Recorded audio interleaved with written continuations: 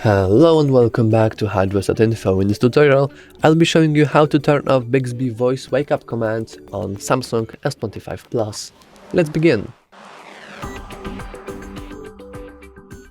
So, now, if I say, "Hi Bixby," the Bixby will activate herself, or itself, or whatever self.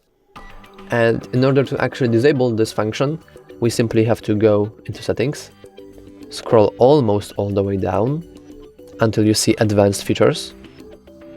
Here you click the very first option, Bixby, and here you click voice registration. And as you can see, we have few different options for voice wake up. We can only wake up our Bixby when we say "Hi Bixby." Then we only wake up Bixby when we just say the word the Bixby, or we can delete it, turn it off completely. So, if you like this tutorial and found it helpful, consider liking and subscribing. Thanks for watching.